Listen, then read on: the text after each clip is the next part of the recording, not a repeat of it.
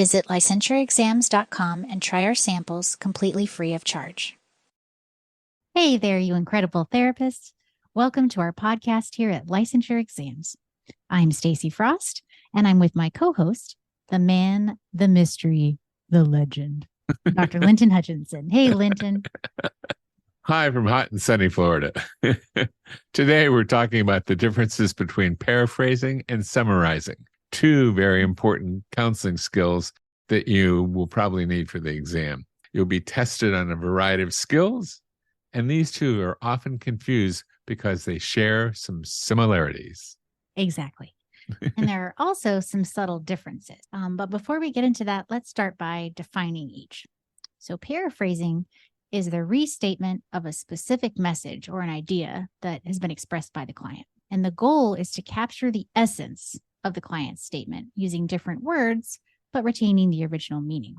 Right. And summarization is a condensed version of a larger piece of information that they've given you. So it may span the entire session or even multiple sessions. And it's used by you to capture the main points, issues, or themes discussed over a period of time.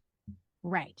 So paraphrasing and summarizing are similar in that they both involve repeating or restating a client's thoughts and feelings. But they're different in that paraphrasing is about restating a specific message or idea expressed by the client, while summarizing involves condensing several ideas that have been expressed by the client.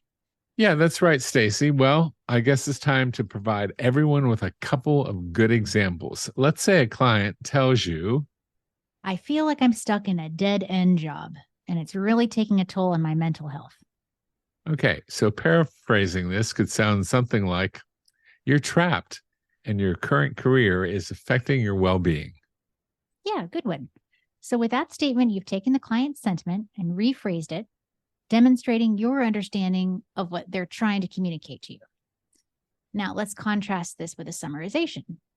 At the end of the session, you might say something like, we've discussed your feelings of stagnation in your job and how this is negatively impacting your mental health. With that, you've condensed the conversation from the entire session by focusing on the main points of discussion where, number one, the client's feeling of stagnation in their job, and two, how it's impacting their mental health. Your summarization tells the client that you understand what's been discussed with them in the session. Yep. Thank you very much, Linton, for summarizing that so clearly. Right.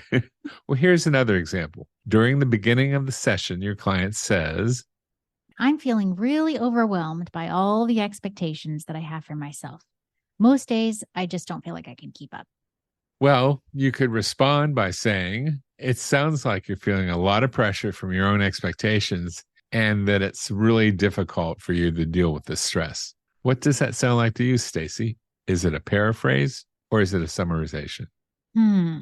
Well, this one is a little tricky, but I'm leaning toward a paraphrase. Yes, Stacy, and why is that? Well, the response focuses on a specific statement that the client made, and you as a therapist are restating it in different words while still, capturing that main point they're trying to make. You're not condensing multiple conversations or a lot of different ideas like a summarization would. If this was an episode of Wheel of Fortune, I'd ring a bell at this point. I used to watch that show all the time with my grandma. That and Jeopardy. Good ones. All right. So, yay. I get to move on to the next round. You got any more examples, Linton? Sure. How about this one? A client says, I don't know if I can trust my boyfriend. He lied to me last week. Well, you could respond to him by saying, it seems like you're finding it difficult to trust your boyfriend after being misled. Is that a paraphrase or a summarization? Well, that one also sounds like a paraphrase. You've captured the real essence there of what the client said, and you expressed it back to them in different words. You got it. All right, let's try this one. The client says to you, I'm not sure how to handle this conflict with my sister. We've been arguing a lot lately, and it's really just been getting worse, and I don't know what to do. She never listens to me, no matter how hard I try to get her to listen. My parents are always taking her side, so nothing ever changes. So let's say that you continue talking about this issue with the client, and at the end of the session, you say, We've discussed your conflict with your sister and how it's escalating, as well as the fact that neither of you are being heard. Your parents always seem to take her side, which has made the situation even more frustrating for you. Okay, so this one pretty clearly to me seems like a summarization. You've got these multiple conversations, that you've talked about during the session and ideas that you both discussed. And now you're presenting the client with a really condensed version of all those points.